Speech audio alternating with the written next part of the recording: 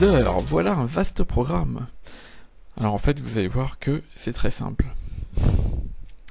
Donc je me mets sur ma fenêtre Tweetader, je sélectionne mon compte et je clique en bas à gauche sur le bouton Open User.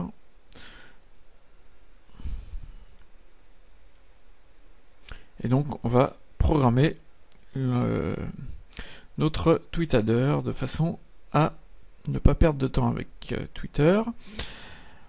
Alors,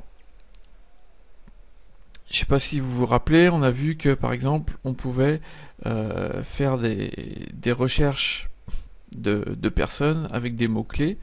Voilà, donc on programmait des mots-clés. Donc on a déjà vu que la recherche de personnes par rapport à des mots-clés peut s'automatiser. Là vous voyez mon automation est activée. Et voilà, si je définis un mot-clé ici, que je clique sur Add Automated Search, eh bien automatiquement Tweetader va faire des recherches sur ces mots-clés de followers qui peuvent m'intéresser et me construire une liste de personnes à suivre qui est la To Follow List qu'on trouve ici en haut du menu à gauche. Alors on a vu ça, on a vu aussi qu'on pouvait suivre les followers d'une personne. On a aussi vu qu'on pouvait suivre les personnes que suivait cette personne. J'espère que vous suivez. Alors,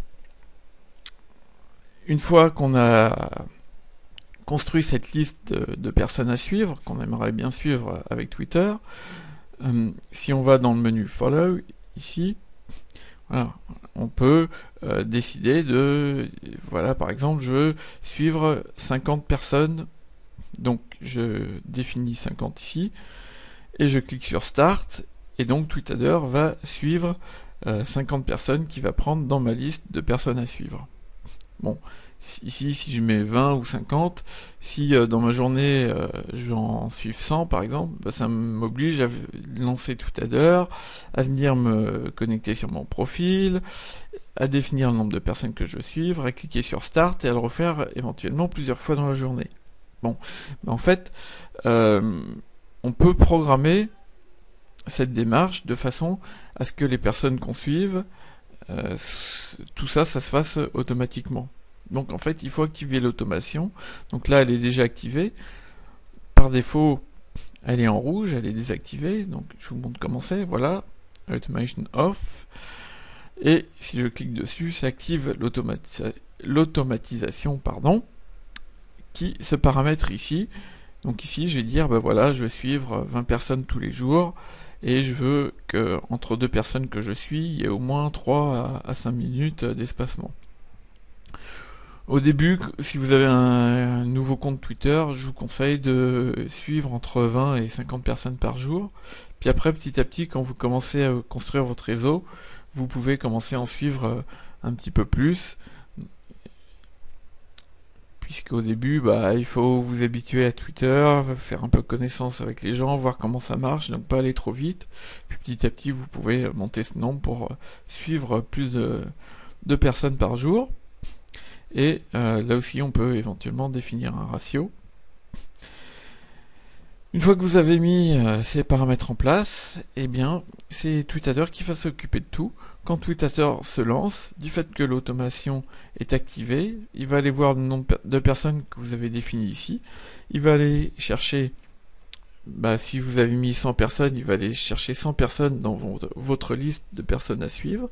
Et il va suivre ces 100 personnes sans que vous n'ayez rien à faire.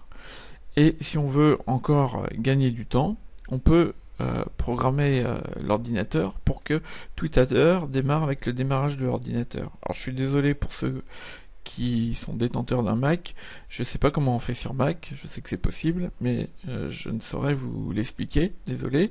Par contre, sur Windows, vous allez sur votre menu démarrer, et dans la liste des programmes, vous avez un dossier qui s'appelle démarrage, voilà, il est ici.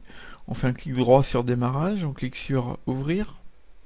Voilà, ça vous ouvre votre dossier démarrage. Et dans ce dossier, vous allez y glisser l'icône TweetAdder. Alors quand vous installez TweetAdder, vous avez l'icône pour lancer TweetAdder qui se trouve sur votre bureau. Ben, vous pouvez faire une copie de cette icône dans ce dossier.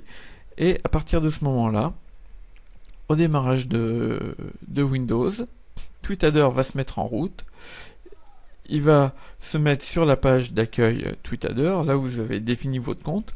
Automatiquement, il va se connecter sur votre compte sans que vous n'ayez rien à faire.